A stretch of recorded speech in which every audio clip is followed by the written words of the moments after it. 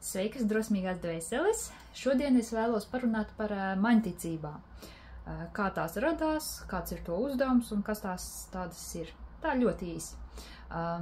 Tās radās ļoti sen un pilnīgi visās kultūrās, jo ar tik kompleksu apziņu kā cilvēkiem, lai sadzīvot ar ikdienas teroriem, kā tos sauc psihologi, jeb nolemtības apziņu, ka mēs pilnīgi katrs mirsim un ka to nespējam ietekmēt un vēl daudz ko citu nespējam tā īsti ietekmēt.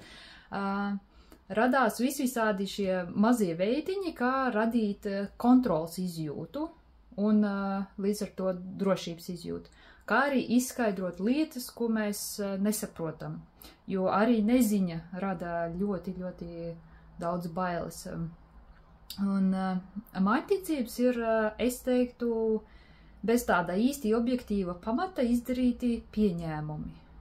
Piemēram, kā Latvijā, ja sēdēsi pie galda uz stūra, tu kaut kādus 7 gadus nevarēsi apprecēties, ja, visas tādas lietas, vai arī, piemēram, ja es, kad paši sev uzliekam kaut ko, ja es to un to izdarīšu, vai paspēšu tajā un tajā laikā, tad es būšu drošībā, kā es bērnībā ļoti daudz tā darīju, jo man bija šausmīgi bail no visa kā, kad es biju maza, un it sevišķi pa nakti aiziet uz toleti. Tas bija vienkārši šausmu tāds stāsts, un tad man bija, ja, piemēram, ja es paspēšu izskriet ārā un aizvērt durvis pirms pods ir pabeidzis tā kā tecēt, ja, tad es esmu drošībā un viss būs kārtībā.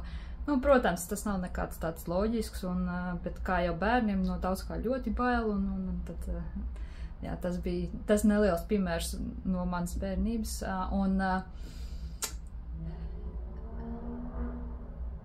nu jā, arī, piemēram, Japāņiem tāds labs piemērs, ja tu griezīsi nagus pa nakti, tad tu nomirsi pirms saviem vecākiem.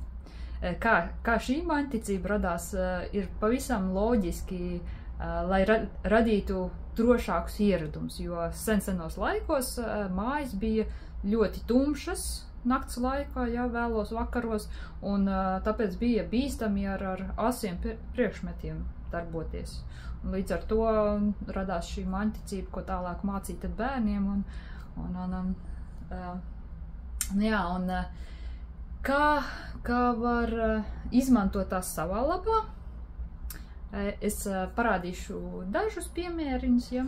Es pierakstīju idejas, nu, piemēram, arī tāda sena Japāņu maņticība, ko vairāk neizmanto, jo tā kā diskriminācija mazliet mazinājusies dzimumiem, bet bija tāda, ja izejot no mājas, pirmais cilvēks, ko satiksi, būs vīrietis, tad diena būs veiksmīga. Nu, un, protams, ja sieviete, tad netik veiksmīgi, ja.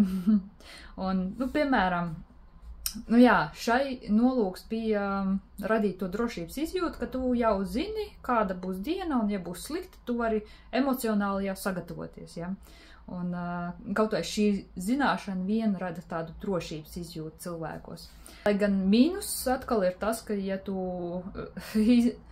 satiec sievieti, vai ne, un domā tagad, ka, nu jā, šī ir slikta diena, tad tu pats sev ieprogrammē un sabojā to dienu. Bet, nu, agrāk jau par tādām lietām nedomāja, nezināja, neizprata. Jā, kā izmantot, piemēram, es ieteiktu paņemt 2 lietas, pozitīvas, mērķus, kaut kādas lietas, ko tu vēlēsi sasniegt vai izdarīt. Un tad no rīta var no mājām ejot ārā izlemt, piemēram, ja es satikšu vīrieti, tad es šodien pievērsīšos un darīšu šo lietu. Bet ja sieviete, tad otro. Un tad tas palīdzēs tajā dienā tā kā fokusēties dabiski uz to vienu lietu, un vairāk izdarīt un atņemt šo tā kā, varbūt kādu tā kā neizlēmību vai nesapratni, nu, ko šodien es varētu izdarīt vai ne, vai to nepieciešamību plānot, tad tu var uzlikt uz tādu, nu, zin kā, ko pirmo satiek, tad ar to tu darbojies. Bet, nu, tādas lietas, ko abas grib sasniegt, ja. Un vēl, piemēram, populāra Latvijā ir, ja divi draugi iet, vai ne, un viņi netīšām apiet apkārt kaut kādam stabam vai šķēršlim, kas tā kā starp viņiem, ja, nonāk, un ka tad viņi tā kā sastrīdēsies, pašķirsies kaut kā tā. To es bieži esmu tā kā dzirdējis no cilvēkiem arī. Bet šo varētu pagriezt tā nevis tā kā, ka pašķirsies vai sastrīdēsies, bet kā, nu, tā kā viss ir ciklos un posmos, ja, ka, nu, ok, mēs tā kā starp mums tas stabs bija, ja, tagad šitas posmiņš ir beidzies, un tagad var padomāt, zin kā, ka šis būs tā kā mazliet jauns sākums, ja, un padomāt, ko, piemēram, iepriekš kautrējos savam draugam vai draudzenei pajautāt vai pateikt varbūt, un varbūt izlēmt, ka tagad, kā ir tā kā jaunais posms sācies, tad varētu pamēģināt par to parunāt.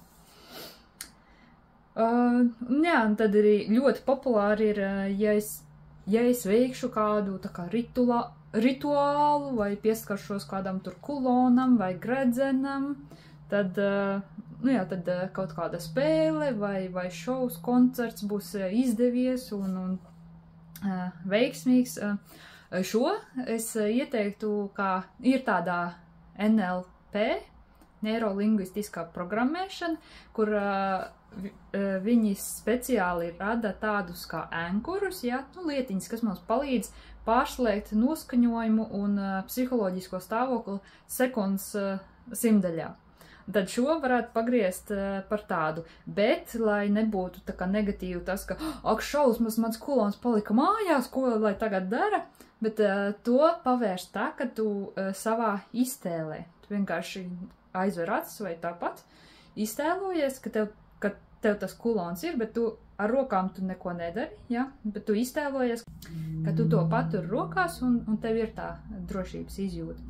Un tad ar katru reizi tu vairāk pievērš uzmanību, iegaumē šo tā kā izjūtu, ja, un to rituāliņu veids tieši prātā. Un tad tas būs tāds līdzeklīts, ja tu pārāk satraucies vai jūti kaut kas, nu, zin kā, tāda sajūta, nu, nebūs labi, neies tik labi, nu, kaut kāds satraukums, tad izdar to un tad pārslēgsies šis emocionālais stāvoklis uz to veiksmes izjūtu. Nu jā, tie ir tā kā daži piemēriņi no ļoti daudziem, un ja tev ir kāda mājticība, kuru tu nevar iedomāties, kā varētu tā kā pagriezt kā psiholoģiskos palīglīdzekli, sev palīdzēt, tad droši iekomentē, un es atbildēšu uz to nākošajā video. Un jā, pagaidām tad. Atā!